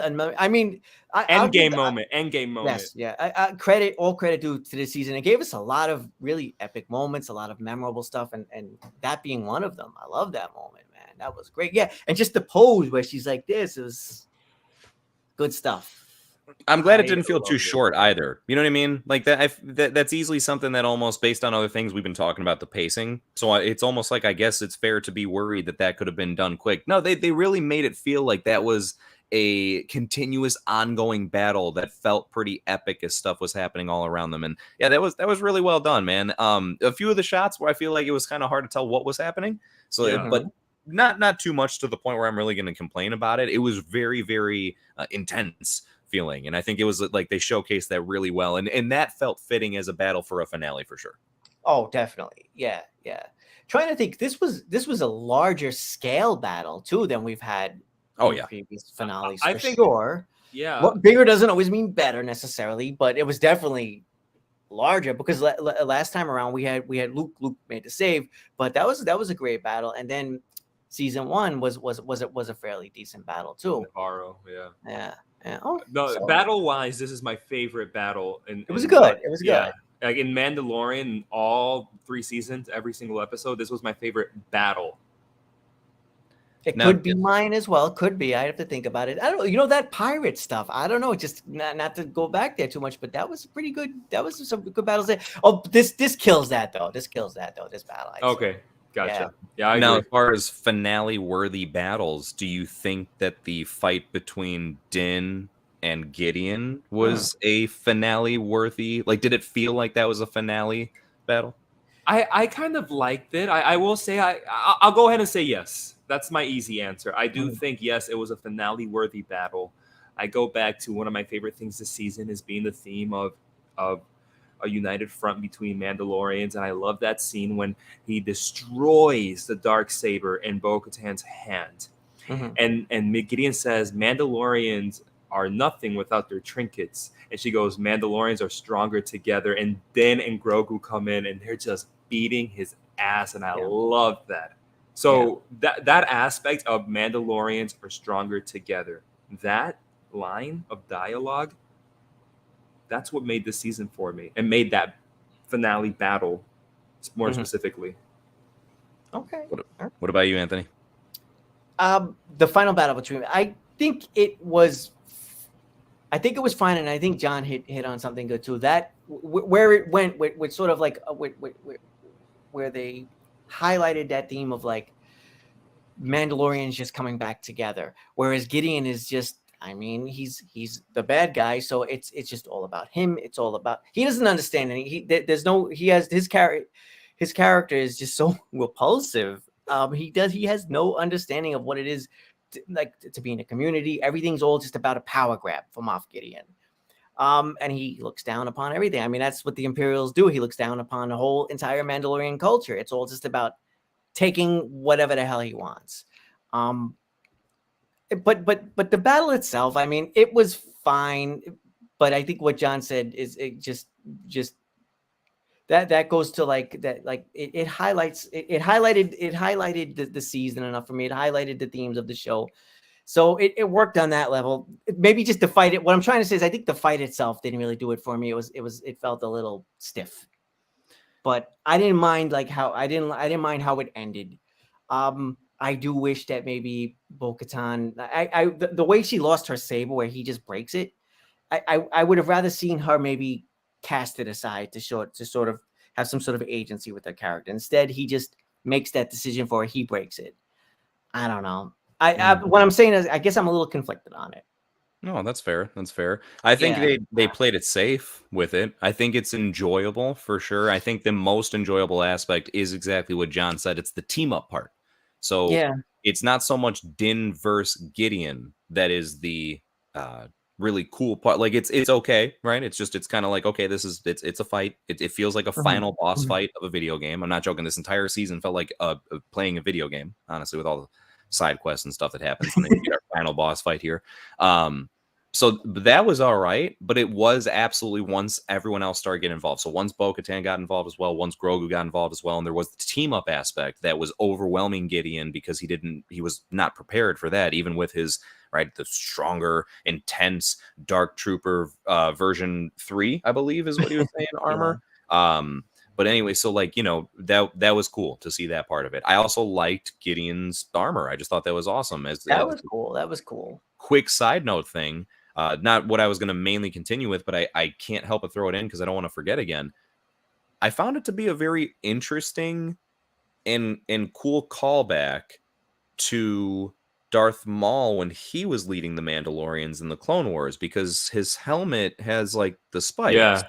And so, and I was like, okay, that's like really unique of a choice, like of a design choice. That seems very specific. And actually it made me start to think about how the armorer also has. Oh my god! You know what I mean? And I get it. It's like a long shot, but we were originally talking from the last time when we met up for this that one of our big theories was, the armorer is actually evil. And I don't know, man. It's like kind of one of those where I'm surprised I never even really paid much mind to that before. But it was when I saw the horns on Gideon and thought of Maul, and then I was like, wait a second, the armor. Why does the armorer have those? So like I said, it's a very specific design choice that I thought was unique. Like I said, cool callback. I don't know if it was meant to be anything more than a callback because I almost felt like that was supposed to lead into something. I was like, you know, I don't know. I'm not too sure. But anyway, as far as the rest of the fight, though, and stuff, not a fan of the Darksaber breaking. Didn't think that was cool whatsoever. Like, think that was just a dumb choice. I get that they just did it to make an impactful, intense moment, right? It's literally nothing more than a shock factor moment for you as a viewer to be like, oh, the Darksaber, but it really has no purpose. It didn't actually like kind of stop Bo. Like, if it was something that truly Bo had the upper hand in the battle until he did that, and then she's like, oh great, now I don't have much of anything, then it would be like, all right, I guess I can kind of understand what this was going for here. But he does it, and I get it, it's in essence to make it so like, hey, no one will follow you if you don't have this. But I feel like in a way they're almost kind of past that. And it seems like they're unified and coming together for more than just the Darksaber at this point. So I just didn't feel like it was needed. But if it was going to happen, then I'm going to, harken back to what I was saying before. Take the Kyber crystal, take the broken handle and everything, and then just reforge the Darksaber. Like, if it's truly, everyone knows how important it is to the entire history and legacy of Mandalorians. How on earth, even if he's going to break it, are you just going to let that thing completely die? So that was like definitely conflicting for sure. And then as far as leading into if Gideon actually dies or not, I don't know entirely. But the one thing that is interesting is, could he have been a clone? Yes. The reason that I would only believe that he may be a clone, aside from the mustache thing, that's hands down without a doubt like the number one. Can't forget about the mustache. I think actually, jokes aside, because I do find that hilarious, but I also could see someone just being like, yeah, I bet you think that's funny, but that's actually why he's not, like, he is a clone. But on top of that, I think the reason maybe, just maybe, it was a clone was because he hints at the fact that he's been trying to perfect a force-sensitive clone, which basically which is a pretty big deal. No, absolutely. Humongous deal. Now, to me, that they throw away. That's implying that he is not for this season. It's implying that this is not his first round of clones. Yeah. Right. In other words, like, he's been trying to perfect this over time. Yeah. And so because of that, I could easily imagine that if we are talking about a clone, that he just happens to be one of the non-force sensitive clones. And he's not saying that you just destroyed all my clones. He's saying you just destroyed the ones where I perfected the force sensitive stuff. But that he himself, could be a clone. And that, like I said, I would buy that. I would be okay if that was the actual explanation there. But otherwise, I would think it's just kind of silly to put in as a throwaway thing. The only other thing I can't help but mention about this, though, is I actually don't even like, as much as I think it'd be badass to see Gideon have use the force, really do think that'd be cool. Mm-hmm. Honestly, I just feel like all you're doing is ripping the Emperor's story and just copy and pasting it for yourself. That's because the Emperor's already. Is this consciousness going into the clones? I mean, what's the larger plan there? Like, is it just about creating an army and then he's going to lead them? I don't know. It does seem very much in line with, like you said, it's a repetition of the Emperor story again. Like, it's almost like before, the Emperor did it successfully. I don't know. And again, little bit of differences, because again, I'm not too sure if I don't think Gideon could have transferred his like essence or consciousness into another one. It's not like he was again already force sensitive, where that's what the Emperor was doing. So differences for sure, but the whole aspect of just cloning oneself for the sake of like power gain, I was like, why? I don't know. I would have liked it more if Gideon. I would have liked it more if Gideon was playing a pivotal role in doing the cloning process and like overlooking the cloning process and keeping it secret for the Emperor. Also, was he just watching when Din just blew them up and didn't do anything? Because I'm not clear where he was. I think what happened I think what happened was that there were a whole bunch of dots on the monitor that disappeared. Okay. I'm just kidding. That is just a joke. There's no answer. No answer there. Listen, let me say this concerning everything being said, Jace, if I can remember. Now, sorry. No, you're good. It's a lot. There's a lot to process with, we're going over 4 episodes and a finale, so and it's late. I do a little bit disagree with your like take of the dark saber. Though I appreciate your anger even toward it. Like it's fair. But I was totally okay with them destroying it. For one, I don't think it's completely gone. I do see it being put into play in some other form. And for two, I do think that the creators behind Mandalorian are going to really utilize the return of the mythosaur in some way or another that we don't know yet. And with the destruction of the Darksaber and maybe a whole sect of Mandalorians not knowing who their leader is, maybe the reemergence of the mythosaur will bring some clarity to that population of Mandalorians. So that's why I'm kind of like, okay, like let's see what the mythosaur plays into all this. Because come on, we all know that's humongous. I like that they left that open. Actually, I'm glad that they didn't go back to that. I like that. That's something to look forward to. If there was a complete psychopath Mandalorian whose dying wish is to hold the dark saber, and you say, okay, man, I know this is all you worked up for, but here's the thing, that or ride the mythosaur, and he'll be like, chuck it over like Luke did in Last Jedi. You know, say, I'm riding that mythosaur. I really believe I feel like that is that weird about it. Why not both? Maybe like, right, like we could find a way to make it both, but because they didn't make it both, I do see that's the track that they're going on now, is the whole mythosaur route of it all. Talking about the Force and Gideon, yeah, man, it's a slippery slope with that one, right? I even think about the whole nature of the Force. Like, what does that mean for the nature of the Force now? Because now that's just like a Frankenstein's monster of a Force-sensitive being. What does that look like? But that's actually an interesting. How do you balance that? How does the Force balance that? You know, they make the sequel trilogy. Yeesh. I don't know. I mean, as punishment. Getting back to the not to beat a dead horse, but the dark saber thing, and again, I just wish that Bo-Katan had more of a say. It just feels like shit just happens to her throughout the season, and there's not enough of her making an effort. I just feel like no matter what, she's still sitting on that throne, waiting for shit.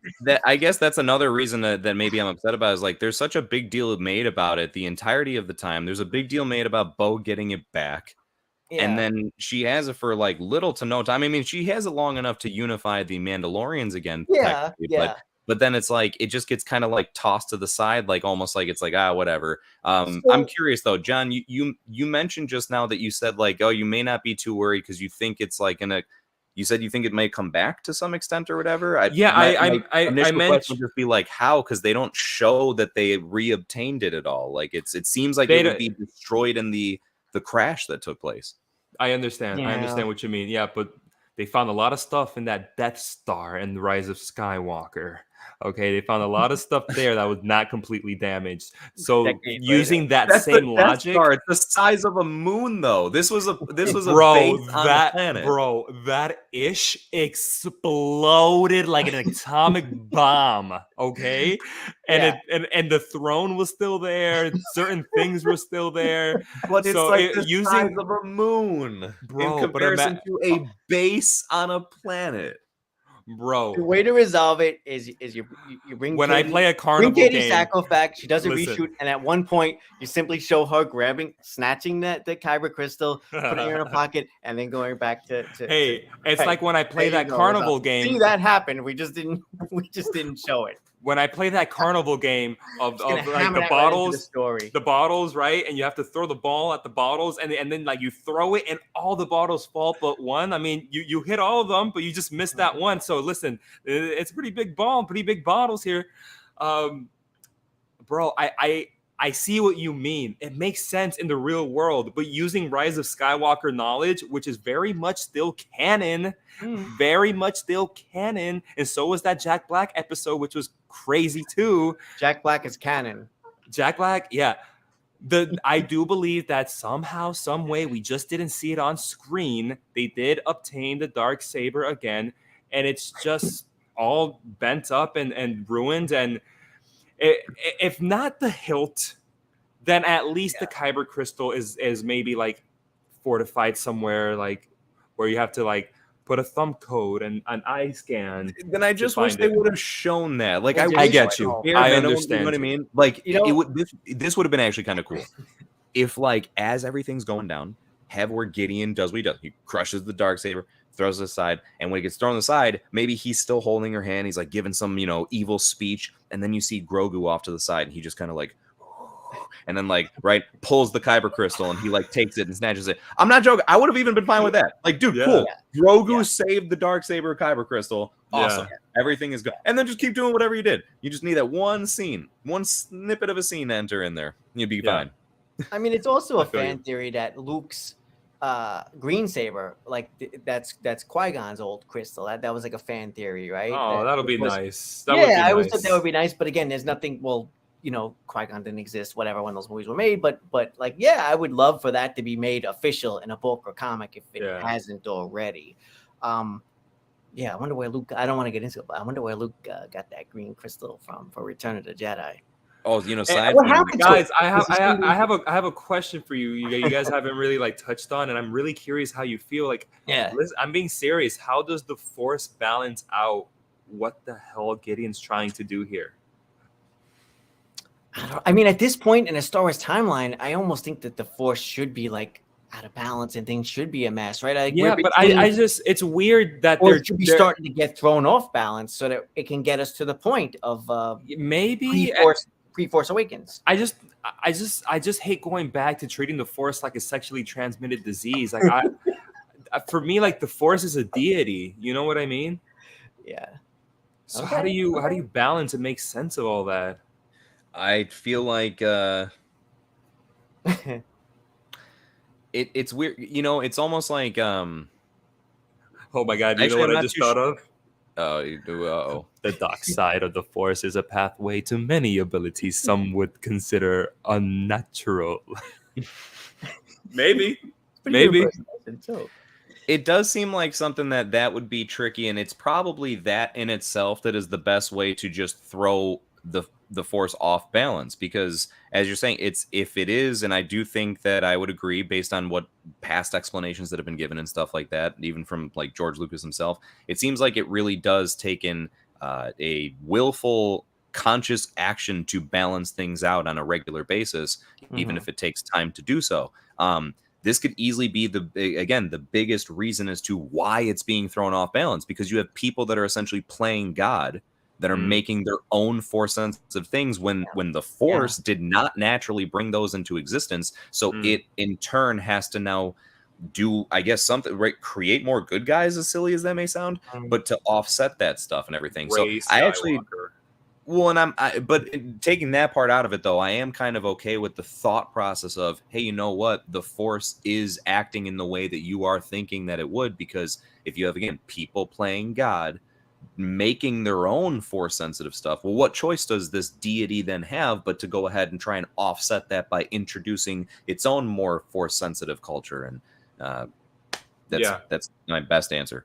Okay, I like it. Well, you know, one thing I'm also thinking of too, like, now as we're sitting here, because now we have a bit of an answer. If you remember going back to last season, there was a clone that was shown in the test tube, and we were thinking, oh, is that an early version of Snoke? We have an answer on that, though. No, it wasn't. It wasn't like an early version of Snoke or anything. It was simply a Moff Gideon clone. I'm guessing, right? So we're based in Navarro. I'm guessing. Yeah, I mean, so in a way, we're actually not as close to sequel trilogy answers as we. But then isn't it still very odd though that we've talked about this before, and I'll throw this out again. I think we said this during the last stream. It's very misleading then that they take the time to purposely play Snoke's theme just about any time they were showing the cloning tubes prior to this point. Maybe that's just a cloning theme now. No, I'm not joking, John. I swear to you, that was an exact conversation I had with someone about that exact thing. Now you're saying it, I remember that. Yeah, maybe it's not supposed to be Snoke directly. Maybe it's supposed to be something of like an evil clone theme, you know? So I don't silly. know. That's so silly. If it is, it really is silly. And if that's not the explanation, you're just using Snoke's theme randomly just to kind of like throw people off on a trail that leads nowhere. That's really shady. Like, why? What's the point of doing that even? Yeah. Unless Moff I mean, I guess unless Moff Gideon's clone storyline bleeds into the Palpatine Snoke storyline, like this is like the setup, and then I don't think this is an idea that Palpatine gets from Moff Gideon per se. This seems that was a plan he had in action like long ago, but I don't know. Maybe they'll tie it together somehow. I mean, we're apparently leading toward like a big, huge, epic Avengers style crossover movie. Maybe that's where some of this stuff will all kind of come together. I guess maybe a good way to close things out is that the final scene and we get the official adoption. What did you guys think of that? As like, well, that wasn't really the final scene per se, because we also get like a nice, cool little happy ending. Loved it. With grogu and his new adopted dad chilling. But what did you guys think of the closing happy moments? Bro, I was so happy and my heart was so warm, and what an incredible happy moment for the two of them. Jace, you looked at me like that, and I'll touch on it real quick. The whole din of it all this time, we thought that Jaren was his last name. It happens to be his first name, and Din is his surname. So this is the only explanation I have for that. And again, I cannot take credit for this, but somewhere in the last 3 seasons of Mando, it was mentioned that Mando was able to keep his original name, that he didn't have to like change it. And it seems that from the people I heard this from, that the original culture where Mando is from, their surname comes first, and that's why it's Din Djarin. So it's like, if Jace, I'm going to call you out, you know, let's say your culture, you're Burns Jace. Interesting, but it's Star Wars. It's definitely a Star Wars thing. I could buy it, and it does make sense. Like, it wouldn't be too confusing, you know, like, but everyone's been calling him Din. Yeah, well, there's like plenty of times, like movies, whether it's like sports things, military-ish related things, where they just strictly call people by their last name. So that's not entirely like nonsensible for sure. My only other thought, and I think that yours is much more plausible, so I'm gonna go with that. The only other thought that I had was maybe Din is like the first name they dawn upon all foundlings within Mandalorian culture. So should it be Din Ragnar? No, I'm just kidding.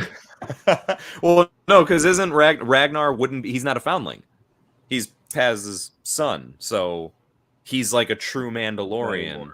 So you know, like, so at that point, I think you wouldn't have to throw Din on, but you know, I thought maybe hypothetically that it's just like, oh, if we get a foundling, you know, whatever their name was, but the way that we identify them and always know they're foundlings is because they're named Din whatever. It's almost like it's reminiscent of in Game of Thrones. They always name bastards with the last name Snow. So like the main character, Jon Snow, the reason why he's Jon Snow instead of Jon Stark, with, you know, even though he's like part of the Stark family, or what we believe for most of the show, that's the reason behind it, because he's a bastard child. So they always name bastard children with the last name Snow so that they know that's a bastard child. So anyway, I thought maybe it was kind of in a similar vein of thinking of that. Okay, I see where you're getting at there. I will say I do like Din Grogu more than Grogu Djarin. I don't know. Too many words in Grogu Djarin. So I like Din Grogu a little bit more. Kind of rolls off the tongue nicely. Din Grogu? Din Grogu? No, well, that one does too, but I also like, I don't know, man, Grogu Djarin. Whatever they decided to do, but I guess this is canon now. I mean, you know, can I bring something up though with this whole Ragnar got his christening, right? His baptism, if you want to put it that way. I think I know what you're gonna bring up. Okay, yes. So they redid it because they didn't finish it the first time. Mm-hmm. And did you guys notice that the armorer this time did not ask him, "Will you ever take off your helmet?" or "Never take your helmet off"? Because now Mandalore is united, man. It's up to you. Yeah. How do you practice your Mandalorianism? Well, so if you will, helmet on, helmet off. Yeah. I wonder now. Yeah, is it almost looked at as a choice? Like you can, if you want to keep that helmet on forever, go for it. But if you do, then yeah, it's fine. Go ahead, take it off if you'd like. But I could see that being the case. But yeah, that's really cool. I did notice that because I was like, hey, she took the time to mention this last time and didn't this time around. So that was definitely a cool little thing there. And at first it was funny because I at first was wondering, I'm like, why are they doing this again for the kid? I forgot that they didn't get a chance to finish it originally. So it took me a second. And as I was trying to remember why they were doing it again, I was like, watch the mythosaur just pop out of that thing and just eat that kid whole. And just, this kid is never going to be a Mandalorian. Oh, Jesus. He's like the big fat guy from Lilo and Stitch that tries to eat his ice cream. He just never can eat that ice cream. It's not happening, kid. Hey, talking about mythosaur, right? I don't want to really get into it too much, but I will say this. Here's my prediction. Grogu will write it, and Boba Fett was the first time. They were the little hint given that Grogu was going to ride the mythosaur with how he was able to tame the I forget the Rancor. name. The Rancor. Rancor. Yep. Okay. Yep. Yeah. Okay, I can that see would. that. I mean, that you could say that was foreshadowing. Yeah. How funny that seems. It even seems funny with how big the mythosaur is to even picture like Din or Bo riding it, but a tiny ass little Grogu riding on the enormous mythosaur. Holy because hell, it feels like it's going to be like the scale of like Godzilla, right? Yeah. So Grogu's going to be like a booger on him. Yeah, it really will because he's green. Awesome. But it's gonna be awesome. You know you're gonna buy that wall. It's gonna be a Funko Pop. Let's take it a step further, guys. We're gonna see that on Jace's background. Yes. We're gonna take a step further though. It's gonna be Grogu, still baby, right? Because I mean, hey, you can't, merchandising. They're not willing to risk that. So it's gonna be baby Grogu riding a mythosaur, wielding the newly forged darksaber. Bro, that is the most badass thing I've ever heard in my entire life. And I'm married with children. This is what happens when a stream goes too long. Somebody gets in trouble. Oh boy. Yeah, that would be incredible. Incredible. Oh, real quick, IG-11 is back because all he needed was a freaking head. There were certain things there were certain things like IG-11. That's where the rushing and the pacing comes into play. I don't care anymore. He's a cool looking character, but it was all over the place, that storyline. It felt like for me, it was the most important thing for Din to get to get IG back, and then it wasn't important, and then he comes back and he has Grogu in his belly like Krang from Ninja Turtles. I don't know. The story was kind of all over the place, and he's still a cool character, but I like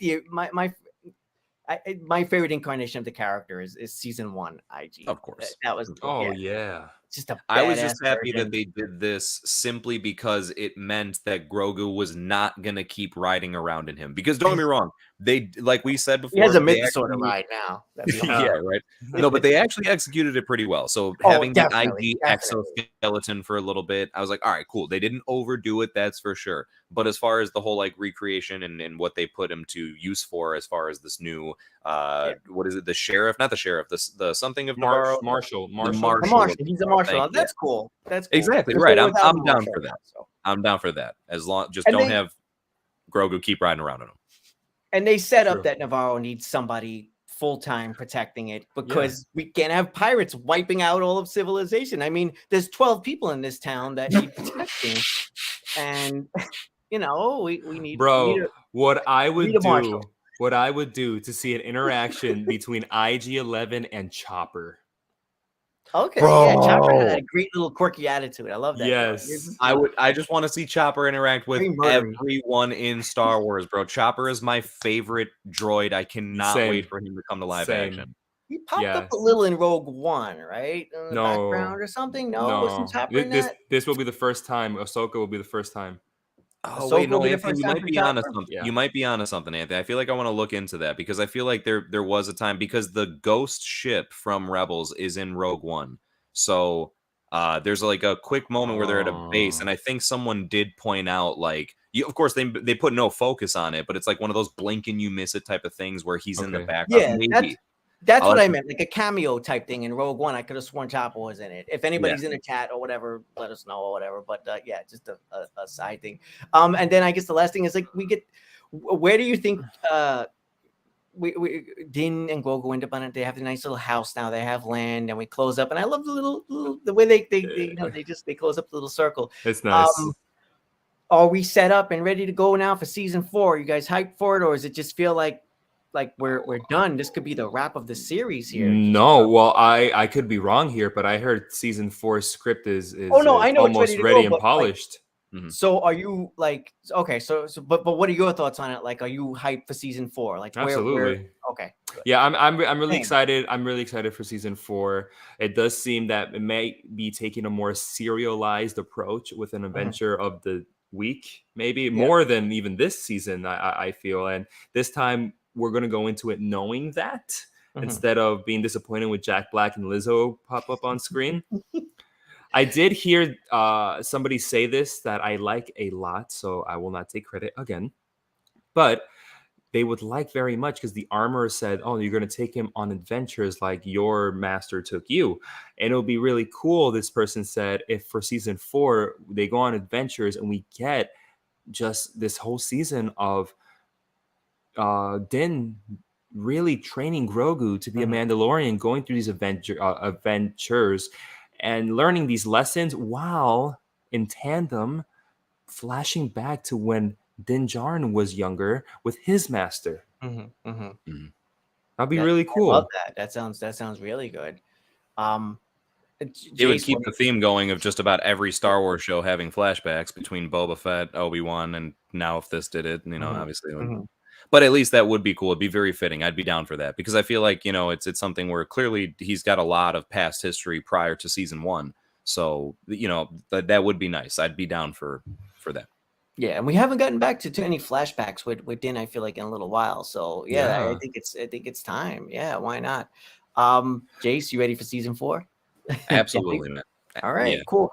It's one of those where, don't me wrong, I do feel like season 3 in its entirety, in comparison to the other 2 seasons, it's the weakest of the 3. I feel like as far as from like worst to best, it'd be like 3. I think currently sits at the worst, even though it has really dope moments that might be better than some of the other seasons. But probably overall is at the worst. Season 1 and then season 2 is the best. Season 2 is the best. It's like really tough to kind of top that. But that's the thing is, I guess that, maybe I'm a little bit bitter in a way because it just really did not recapture the magic of the first 2 seasons. And I think that goes right back to, without beating a whole dead horse here, but that story I brought up and was, ranting on about with the interference possibly from, other people whose names start with a K and their last name starts with a K and are currently in charge of Lucasfilm. The internet has told me she's been fired. Don't tell me their middle name starts with a K. That's scary. Oh gosh.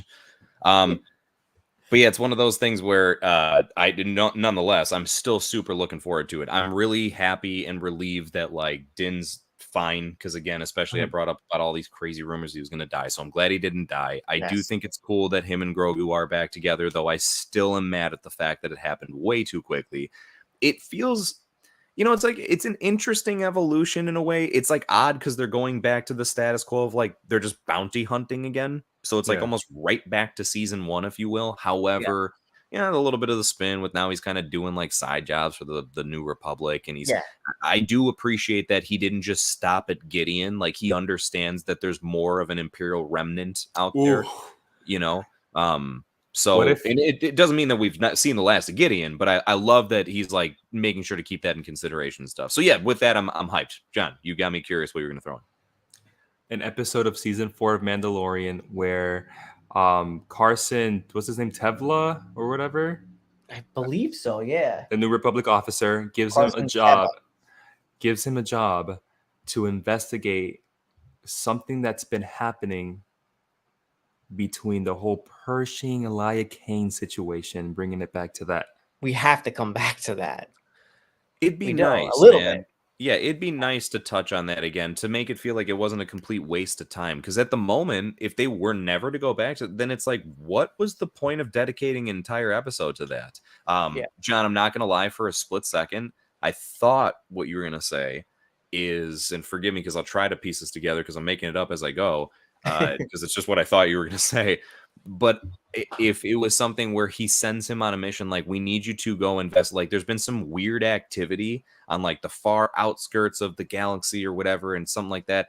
And then when he goes to like investigate, it's like something leading into Thrawn's return or something, like, as far as like, you know, like to tie into like Ahsoka and the rebels and all that type of stuff or whatever, as far as like, you know, it out of nowhere directly leading into that, just kind of seeming like it's a regular side, like, this shouldn't be a big deal, but there's some weird activity out there, you mind checking up on it. It's like, really, you're gonna waste my time with that? And it's like, look, I'll owe you one if you go do this for me. And then he goes out there expecting it to just be almost like a little joyride, take care of a small job, and all of a sudden it's like, oh shit, it's Thrawn.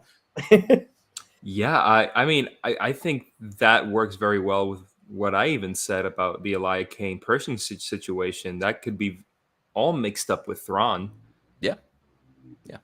I mean, on a subject. God, man, you imagine if Thrawn's trying to clone himself too. Oh, geez. See that? Do you think he would? I don't think Thrawn would. I don't think he's the type of guy that would. It's gonna make Star Wars look like Avatar with all these blue people running around. Oh yeah, you're right about that. In space as well. but just from what I know of Thrawn from Rebels, especially, I don't think Thrawn would clone himself. I feel like he would belittle Gideon to be like, "You're cloning yourself, my guy. Like you, what are you compensating for, my dude? What are you compensating for?" I like Thrawn would be that guy. I could definitely see that too. Yeah. When I bring that up, I don't imagine that he would maybe be keen on doing it. It was just more so like, yo, they just made Gideon decide to try and clone himself. Like, how crazy would it be, I guess, if they decided to write that in? But as far as him as a character deciding to, yeah, I could see where I actually would understand either way. I could see him thinking that it's a way for him to outthink and outmaneuver everyone on a mass scale, or I could absolutely see him just being like, I don't need to do that. Like, why would I need to do that? I don't need more of me. I am enough. I know what I'm doing here. Yeah, there's only one heir to the Empire. Yes. And I mean, on that note, I can't lie, I was a little disappointed that we didn't get to see Thrawn at all. Maybe Ahsoka, baby. Ahsoka. Maybe, yeah, I know it's coming. Maybe even an after credit sequence, something. I know. I know, John. First season with no after credit scene. Yeah. I mean, like in our previous episode, we discussed like things that we might want to see or predictions, and I think John mentioned seeing Sabine Wren. So no Sabine Wren. Jar Jar Binks. I wanted Jar Jar Binks. No Jar Jar Binks. No more flashbacks. I guess for sure we'll get another flashback now next season that'll follow up on the rest of Grogu's past. So that's cool, and that's something to look forward to. And I guess if we're gonna get Jar Jar at all, we'll get him then. And like you said, I guess we have Ahsoka coming. So everything's coming. I guess in a way it shows discipline, right? That they didn't just sort of toss so many Easter eggs at us. I mean, we got enough cool bits in this show, So, and I think that's probably a good place to leave it. What do you guys think? Any final thoughts, or are you good? Are you excited to see season 4, man? You brought it up to us. I brought it up. Yes, I am, to answer your question. I definitely am. Part of me is like wondering where things are gonna go, but that's like a good thing. I mean, this episode felt almost like it could almost serve as like a series finale, but that's okay. I'm still very much hyped for season 4. I think that there's a lot of places. I guess there's a lot of places to go. We know we have Thrawn on the horizon, and we know we have a lot of stuff coming. So yeah, I'm hyped for it. I'm ready for it. And who knows? Maybe we could do the same thing. Like, next time around, like we'll wait on like 4 episodes to go by, and I tune in halfway through. Guys, I'll say it here for Ahsoka. I'm up for a weekly discussion. Or even Ahsoka. Yeah, that's actually a lot quicker. That's coming a lot quicker, and that trailer looks incredible. I mean, just like we talked this long, and it's because we had a whole half a season to talk about. Yeah, man, we could be a lot more concise and fresh. Yes, weekly. I'd be up for it, like the Loki live stream, but the Ahsoka live stream, baby, I'm up for it. Come August, around the corner. So. All right, cool. Then I guess we could leave it at that. Let me see. Eric, thank you. Dan was here. A lot of people came through in the chat. So thank you, everybody who tuned in. We appreciate it. Thank you.